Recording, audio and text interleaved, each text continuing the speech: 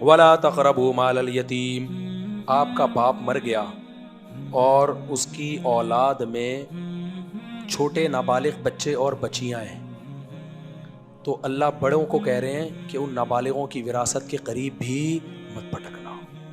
گاؤں دیہاتوں میں کیس آتے ہیں، چاچا کھا گیا سب کچھ، ایک شخص کا انتقال ہوا، اس کے نابالغ بچے تھے چھوٹے، ان کو پتہ نہیں تھا، چاچا نے ساری جائیداد پہ قبضہ کیا اور اب بچوں کو دے ہی نہیں رہا، اس میں بچی بھی داخل، یتیم میں بچی بھی ہے اور بچہ بھی۔ اللہ کہتے ہیں کھانا تو دور کی بات، قریب بھی مت پھٹکنا۔ کیوں؟ دوسرے مقام پہ فرمایا اگر کھایا تو سمجھو آگ کے انگارے کھا رہے ہو، اتنا سخت جرم ہے یہ۔ آج بعض جگہوں پہ کیا ہوتا ہے، بڑا بھائی ساری جائیداد پہ قبضہ کر لیتا ہے، کاروبار میں لگاتا ہے، چھوٹوں کو کہہ دیتا ہے تسلی رکھو میں ہوں نا، یہ ڈائلاگ ہے۔ بہنوں کی وراثت بھی نہیں دے رہے، میں ہوں یار بھائی، میں ہوں یار، ہم سب، ابھی ہماری اماں زندہ ہے، ابھی ہماری ماں کیا ہے، ابھی کچھ تقسیم نہیں ہوگا، ابھی ہماری ماں کیا ہے، زندہ ہے، اور پھر ان کو عید بقرعید پہ کپڑے بنا دیے، قربانی کا حصہ ڈال دیا، اسکول کی فیسیں بھر دی۔ بھائی یہ کیا ہو رہا ہے؟ اس کی 1 کروڑ کی دکان ہے، وہ دو نا اس کو، اس کے بحریہ ٹاؤن کے 3-4 پلاٹ ہیں، بولو یہ تمہارے ہیں۔ ہاں قرآن کہہ رہے حوالے مت کرو ان کے، کیونکہ نابالغ ہیں، لوگ بیوقوف بنا کے مال ہتھیا لیں گے، رکھ دو، یہ تمہارا ہے۔ اور سورہ نساء میں اللہ نے کہا اس کو بتاتے رہو، سمجھاتے رہو، بیٹا یہ تمہارا ہے، ہمارا نہیں ہے، تم ذرا سمجھدار ہو جاؤ پھر ہم تمہارے حوالے کریں گے۔ امام ابو حنیفہ نے امت پر ایک اور بڑا احسان کر دیا کہ قرآن نے کہا جب سمجھدار ہو جائیں تو دے دو۔ امام حنیفہ کو پتا تھا کہ یہ چور و چکے قسم کے لوگ آئیں گے، یہ 50 سال تک سمجھدار ہونے کا انتظار کریں گے کہ بیٹا ابھی تم سمجھدار نہیں، اس لیے امام صاحب نے کہا 25 سال سمجھداری کی آخری حد ہے، 25 سال کے بعد اس کے مال اس کے حوالے لازمی کیا جائے گا۔ سمجھتے ہو کہ نہیں سمجھتے؟ انہوں نے کہا 25 سال اینڈ ہے، کوئی اگر بڑا بھائی نہیں دے رہا نا، یہ چاچا کہہ رہا ہے کہ تم سمجھدار نہیں ہو، تو اس کو مہلت دی جائے گی، ٹھیک ہے بھائی 20 سال میں نہیں ہوتا، بھائی 25 سال میں ہے نہیں ہے، تیرے باپ کو بھی دینا پڑے گا۔ نہیں آئی میرا خیال ہے بات سمجھ میں؟ تو فقہ حنفی میں یہ ہے کہ سمجھداری کی آخری حد کیا ہے؟ 25 سال، اس کو لازمی دینا پڑے گا۔ اور انہوں نے استدلال کیا ہے کہ یہ وہ عمر ہے کہ اس میں انسان اگر بر وقت نکاح کرے نا، بالغ ہوتے ہی نکاح کر لے، اور بیٹا پیدا ہو ٹائم پہ اور اس کا بھی بالغ ہوتے ہی نکاح کر لے، تو کم سے کم دادا بننے کی عمر 25 سال ہے۔ تو کہا وہ عمر جس میں کم سے کم، وہ عمر جس میں انسان دادا بن سکتا ہو عملاً، اس میں بھی یہ کہنا کہ سمجھدار نہیں ہے، تو یہ جو دعویٰ کرے گا نا وہ خود سمجھدار نہیں ہے، اس کا مطلب ہے سمجھدار نہ ہوتا تو اللہ نے اس میں دادا بننے کی طاقت کیوں رکھی ہوتی ہے اس عمر میں؟ سمجھتے ہو کہ نہیں سمجھتے؟ یہ بالکل ایسے ہی ہے جیسے بچہ 15 سال کا ہو، ابا سے کہے میں نے شادی کرنی ہے، تو ابا کہتے ہیں نا بچے ہو، سوال پیدا ہوتا ہے جب اس میں شادی کی طاقت پیدا ہو گئی، اولاد پیدا کرنے کی طاقت پیدا ہو گئی، تو ابا آپ غلط کہہ رہے ہیں، اب یہ بچہ نہیں ہے۔ بچہ وہ ہوتا ہے جو بچہ پیدا نہ کر سکے، جو بچہ پیدا کرنے کی صلاحیت ہو گئی تو وہ کہاں سے بچہ ہے؟ کتنی زبردست دلیل دے دی نا آپ کو ابا کے خلاف۔ لیکن ایک بات ابا کے حق میں ہے، وہ یہ کہ شادی اپنے خرچے پہ ہے، ابا کے خرچے پہ ابا کو زبردستی نہیں کر سکتے۔ تو اللہ نے فرمایا وَلَا تَقْرَبُوا مَالَ الْيَتِيمِ، تو اس لیے میرے بھائی کہیں بھی وراثت کے تھوڑے بہت گڑبڑ چل رہی ہے، یتیم آپ کا کوئی نابالغ، یہاں تک کہ پریگننسی ہو نا اگر 1 دن کی بھی عورت کو، بیوہ کو، تو اس پریگننسی کے لیے بھی وراثت کو روکا جائے گا۔ لڑکے والا حصہ روکا جائے گا کہ اگر لڑکا ہے تو پھر اتنا، لڑکی ہے تو پھر اس میں سے آدھا کم کر کے ڈیوائڈ کر دیا جائے گا۔ آج کل تو کوئی ہے ہی نہیں حساب و کتاب، اور 30، اچھا مائیں بھی ظلم کرتی ہیں، اس میں بہت کیسز آ رہے ہیں، مائیں کھا جاتی ہیں نابالغ بچوں کا حصہ۔ بہت، میں جتنی باتیں کر رہا ہوتا ہوں نا یہ آنکھوں دیکھی ہوتی ہیں، صحیح ہے نا، کتابوں کی پڑھی بھی بہت کم ہوتی ہیں، آنکھوں کی دیکھی بھی ہوتی ہیں۔ کیس آتے ہیں، ہم تو فتوے کا کام کب سے کر رہے ہیں نا، میں 2000 میں فتوے کا کام میں نے شروع کیا تھا، لوگ آتے تھے مسائل پوچھتے تھے، ریٹن میں بھی زبانی بھی، اور اب چل رہا ہے 2024 سال میں کتنے کیسز میرے پاس آئے ہوں گے، اس میں بہت دفعہ یہ کیسز آئے ہیں کہ ہماری بہنیں ہیں، نابالغ ہیں، اماں جو ہے ہمارے ابا کی وراثت تقسیم نہیں کرنے دے رہی، ساری وراثت پہ کس کا قبضہ ہے؟ والدہ محترمہ کا۔ اس وراثت سے بڑی والی فلانے کی شادی کر دی انہوں نے، فلانے رشتہ داروں کی دعوت کر دی۔ میں کہتا ہوں اماں سے بولو کیا کر رہی ہو؟ اللہ میاں نے جو کہا ہے نا، جو یتیم کا مال کھاتا ہے آگ کے انگارے، وہ سب کو کہا ہے، اس میں ماں باپ کا فرق نہیں رکھا۔ سمجھتے ہو کہ نہیں سمجھتے؟ اس میں ماں باپ کا فرق نہیں رکھا. نابالغ بچے کا مال کھانا زیادہ بڑا جرم ہے. تبھی علماء نے لکھا ہے کہ بچوں کو جو عیدی دیتے ہیں نا, عیدی, اس میں نیت کیا کریں ان کے ماں باپ کو دے رہے ہیں ہم, تاکہ بچہ اس کا مالک نہ بنے. پکڑا اس کو رہے ہیں استعمال کے لیے, مالک کس کو بنا رہے ہیں؟ کیونکہ اگر بچے کو آپ نے عیدی پکڑا دی, وہ مالک بنا دیا, اب اس سے کوئی بھی وہ مال ماں باپ بھی نہیں لے سکتے. لیں گے تو قرض کے طور پہ لیں گے کہ ہم نے ریٹرن کرو, اور کوئی اور تو قرض کے طور پہ بھی نہیں لے سکتا.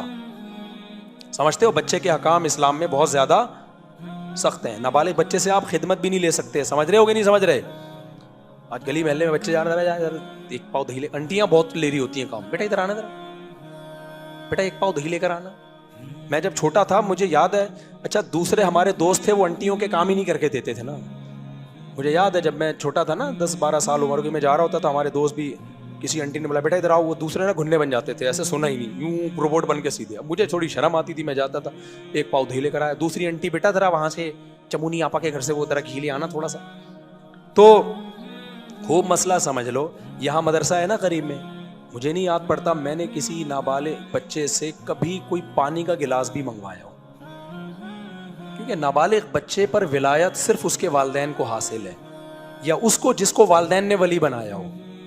جیسے استاذ کے حوالے کیا ماں باپ نے بچے کو تربیت کے لیے, اور کہا آپ اس سے تھوڑی خدمت لو تاکہ اس کی ٹریننگ ہو.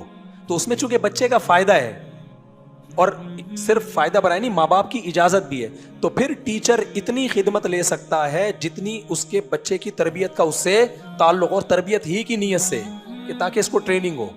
اور اس میں ماں باپ کی پرمیشن کیا ہے, بولو ضرور. یہ نابالغ کی بات کر رہا ہوں, اور اس میں بھی اتنی زیادہ خدمت لینا کہ تربیت سے زیادہ خدمت کا عنصر آ جائے اس کے اندر, وہ پھر جائز نہیں ہے. تو اس کے الگ احکام ہے, کبھی ہوا تو ڈیٹیل سے انشاءاللہ بیان کروں گا. آج یہ بڑا مسئلے خراب ہوئے ہیں آج کل, ہر چیز میں ہی الٹے چل رہے ہیں ہم لوگ. تو ماؤں کے لیے بھی جائز نہیں ہے کہ وہ بہنوں کی, بیٹیوں کی وراثت کھا جائے.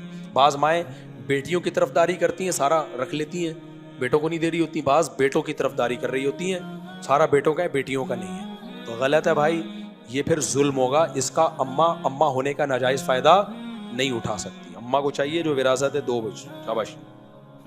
اماں کہتی ہیں میں کہاں جاؤں گی, میں ماں نہیں ہوں, ابھی باپ کا کفن میلا نہیں ہوا تو میں وراثت کے وہ ہے نا حصے بقیے شروع کر دیے. یہ بعض ماؤں کے, جو میرا بیان نہیں سن رہی, ان کے تانے ہوتے ہیں. جب آپ, اللہ نہ کرے سب کے ماں باپ کو اللہ سلامت رہے, گھر میں کوئی میت ہو گئی نا, 3 دن کے بعد آپ نے کہا چلو اب وراثت کا کرتے ہیں, کیونکہ وراثت میں شریعت کا حکم ہے جلدی تقسیم کرو, دیر نہیں کرو. آپ نے کہا بھائی لاؤ بھائی سب کا جب کا حصہ ہم کر کے دے لو, ابھی کفن میلا ہوا نہیں, ابھی سے سب تمہارے باپ کا جتنا ہے نا یہ سب میرا ہے. یہ سب کس کا ہے؟ میرا ہے. خبردار, چپ کر کے بیٹھ جاؤ آرام سے. تو ایسے موقع پہ آپ نے چپ کر کے نہیں بیٹھنا. اپنا حق چھوڑ سکتے ہو, دوسروں کا حق. اب بولو اماں میں نے ماں کی ممتا میں آ کے اپنی 1 کروڑ بنتی تھی وہ آپ کو دے دی نہ, اپنی دے سکتے ہو بھائی, دوسروں کا حق نہیں مار سکتے. اپنا کوئی بھی نہیں دیتا اماں کو. تو اماں کو بولو اماں آپ بہت ہمارے لیے, ہم نے آپ کے سامنے آج تک اف بھی نہیں کیا کہ اللہ کا حکم تھا, تو اب وراثت بھی کس کا حکم ہے؟ اللہ کا حکم ہے, تو وہ تقسیم ہوگی. اس طرح کر لیا کرو, ٹھیک ہے نا. کیونکہ لوگ انتظار کرتے ہیں اماں کا جب انتقال ہوگا تو جا کے. اب اماں کا انتقال میں بچیاں بڑی ہو گئیں, ضرورت اس وقت تھی, اور کیش رقم تو پڑے 10 سال بعد اللہ نہ کرے اماں کا انتقال ہوا تو 10 سال بعد وہ 10 لاکھ 10 روپے کے برابر نہیں ہوں گے. ایسے بھی لوگ ہیں. ایک صاحب آئے کہنے لگے میری وائف کا مہر, بوڑھے میاں تھے, بہت بوڑھے تھے, کہنے لگے میری بیوی کا مہر 25 روپے تھا, انتقال ہو گیا, مجھے ادا کرنا پڑے گا. میں نے 25 روپے میں تو گٹکا نہیں آتا, وہ کیا مطلب 25 روپے؟ کہہ رہے وہ 1900 پتہ نہیں 55 میں 50 میں کہیں شادی ہوئی تھی. اب 25 روپے 1955 کا, اب 2000, اب ہے تو 25 ہی, ظاہر ہے پیسے تو پیسے ہی ہے نا. میں نے کہا مسجد کے ڈبے میں ڈال دو. کیا کیا کیا قبر پہ رکھ دو, کوئی بھی کوا کھا جائے گا, اٹھا کے لے جائے گا. کوئی ریوڑی خرید کے رکھ دو قبر پہ. تو میں نے کہا بھائی یہ کیا آپ نے کیوں نہیں دیا اتنا عرصہ؟ تو کہہ رہے ہیں بیگم نے مانگا ہی نہیں. تو میں نے کہا وہ بیچاری شرم سے نہیں مانگ رہی ہوگی 25, تو کیا مانگتی وہ؟ خیر میں نے کہا وراثت میں ہی ہوگا, جو اماں کے وارثین ہیں 1/4 آپ کا ہے, 25 میں سے آپ ایسا کرو 25 کو 4 سے تقسیم کرو, کچھ اشاریہ میں جواب آئے گا, وہ آپ رکھ لو, باقی بیٹے بیٹیوں میں تقسیم کرو. میں نے کہا بہتر یہی ہے کہ یوں گھماؤ. تو اسی طرح وراثت میں بھی ہوتا ہے, کیش اماؤنٹ ہوتا ہے, 10 سال کے بعد ڈیوائڈ کر رہے ہوتے ہیں. تو یہ اسلام کے احکامات ہیں, حلوے مانڈے نہیں ہیں اسلام میں. اسلام میں کیا ہے یہ آگے اللہ فرماتے ہیں, یہ تو بہت اہم آیت ہے. میرا گلا خراب ہے لیکن میں اس رکوع کو آج کمپلیٹ کروں گا, ادھورا نہ رہ جائے, تھوڑا سا رکوع رہ گیا ہے. فرمایا وَأَوْفُوا الْكَيْلَ وَالْمِيزَانَ بِالْقِسْطِ. سبحان اللہ. اللہ کہتے ہیں کسٹمر کو ٹھگو مت, پیسے پورے لے رہے ہو اور مال دینے میں کیا کر رہے ہو, 2 نمبری. جتنے بھی ایگریمنٹ ہیں نا جو ملازمت سے متعلق ہوتے ہیں, سب پہ یہ آیت صادق آتی ہے. آپ گورنمنٹ ٹیچر ہیں, اسکول میں تنخواہ پوری لے رہے ہیں, طلبہ کو ایمانداری سے پڑھا نہیں رہے ہیں, اس پہ بھی یہ آیت فٹ آتی ہے. آپ کو کوئی پروجیکٹ دیا گیا ٹھیکیدار کو نا, ٹھیکیدار جب اپنا گھر بناتا ہے نا, یہ بھی آنکھوں دیکھا بتا رہا ہوں, ٹھیکیدار سے وہ گھر خریدو جو اس نے اپنے لیے بنایا تھا, اتفاق سے بیچنا پڑ گیا. وہ خریدو گے اس میں نہ کھڑکی کبھی ٹوٹے گی نہ دیمک لگے گی. اور ایک گھر بناتا ہے ٹھیکیدار بیچنے کے لیے, فضائل اس کے وہی سناتا ہے جو اپنے گھر کے ہوں. دیوار پہ کیل مارو گے نا, پوری پلستر نکل کے آئے گا باہر. یہ کیا ہو رہا ہے, آپ پیسے پورے لے رہے ہو, مال دینے میں کیا کر رہے ہو, ڈنڈی مار رہے ہو. اس پہ اللہ نے حرام قرار دیا. اللہ فرماتے ہیں یہ عمل بولو مت کرو, دھوکہ نہ دو. صحیح بخاری کی حدیث ہے یا مسلم کی, نبی صلی اللہ علیہ وسلم بازار میں گئے تو اوپر گندم رکھی ہوئی تھی خشک, کسی نے بوری میں, آپ نے ہاتھ ڈالا, نیچے گیلی گندم تھی. گیلی گندم کوئی نہیں خریدتا. آپ نے ان کو تنبیہ کی کہ یہ تو دھوکہ دے رہے ہو تم, وہ تو اوپر کا چیک کر کے کیا لے جائے گا, اندر جا کے دیکھے گا گیلی گندم ہے. پھر آپ نے فرمایا جو دھوکہ دے وہ ہم میں سے نہیں ہے. تو مالی معاملات, مالی لین دین میں دوسرے سے حق پورا لے رہے ہو, اپنا حق میں ڈنڈی مار. میاں بیوی کا بھی ایک ایگریمنٹ ہوتا ہے, عورت پابند ہوتی ہے آپ کی اطاعت کرے گی, آپ پابند ہوتے ہو اس کا نان نفقہ اٹھاؤ گے. وہ اطاعت کر رہی ہے, نان نفقے میں آپ ڈنڈی مار رہے ہو, تو ظالم کون ہو؟ اسی آیت کے تحت آپ نان نفقہ پورا دے رہے ہو, وہ اطاعت میں ڈنڈی مار رہی ہے. وہ بغیر بتائے آپ کے گھر سے ہمیشہ نکلی رہتی ہے, آپ بلاتے ہو آتی نہیں ہے, فون کر رہے ہو کہاں چلے گئے, میرا موڈ ہے, میں ایکچولی میں کیوں, اسٹائل آج کل یہی چل رہا ہے مارکیٹ میں, میں آزاد ہوں. ایک میاں بیوی کا پھڈا ہوا, بیوی کہہ رہی ہے, شوہر کہہ رہے مجھے بتائے بغیر چلی جاتی ہے. میں نے کہا آپ کیوں جاتی ہیں بغیر بتائے, آپ پر لازم ہے شوہر کی اطاعت کرنے. کہہ رہے یہ بھی تو بغیر بتائے جاتا ہے مجھے. میں نے کہا دیکھیں یہ بغیر بتائے اس لیے جاتا ہے کہ رخصتی آپ کی ہوئی ہے, اس کی نہیں ہوئی ہے. آپ اپنے ماں باپ کو چھوڑ کر اس کے گھر میں باؤنڈ ہوئی ہو, یہ تو جیسے پہلے تھا ویسے ہی ہے. میں نے کہا اس کے الگ ٹائپ کے حقوق ہیں آپ کے, یہ تو ایسا ہی ہے جیسے میں کہوں کہ تو گیس کا بل کیوں نہیں دیتا, یہ کہ میری بیوی بھی تو گیس کا بل نہیں دیتی ہے. تو لبرل لوگوں نے عجیب سا معاشرہ تشکیل دینے جا رہا کہ گڑبڑ نہ کیا کرو. وَإِذَا قُلْتُمْ فَعْدِلُوا وَلَوْ كَانَ ذَا قُرْبَىٰ, فیصلہ کرو عدل سے اگرچہ اپنے رشتہ دار کے خلاف بھی جا رہا ہو. یہ بھی بڑا مسئلہ ہے.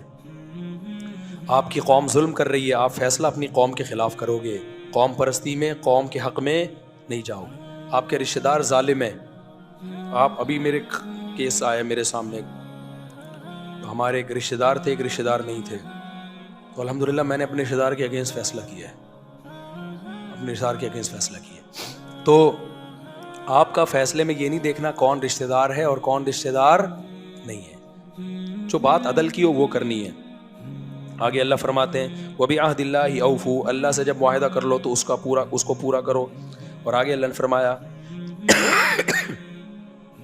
وَأَنَّ هَذَا صِرَاطِي مُسْتَقِيمًا فَاتَّبِعُوهُ, یہ میرا اسلام سیدھا راستہ ہے, اس کے علاوہ کسی اور راستے پر مت چلو. سیدھا راستہ ہے جو جنت میں تمہیں لے کے جائے گا. تو گلا میرا مزید اجازت بھی نہیں دے رہا ہے. ڈاکٹر کی رپورٹ تھی 10 دن تک خراب رہے گا, 7 دن تو ہو گئے ہیں, 3 دن تک صحیح نہیں ہوا تو پھر ڈاکٹر کی میں اپنی الگ سے رپورٹ نکلواؤں گا اس نے ایسا کیوں کہا, ٹھیک ہے نا. تو کافی ہے اور بھی کچھ ہے, لیکن پھر انشاءاللہ ابھی تو پورے رمضان آپ لوگ ادھر ہی ہیں نا, کوئی بھاگے تو نہیں جا رہے. تو اللہ تعالیٰ ہمیں ان احکام پہ دل و جان سے عمل کرنے کی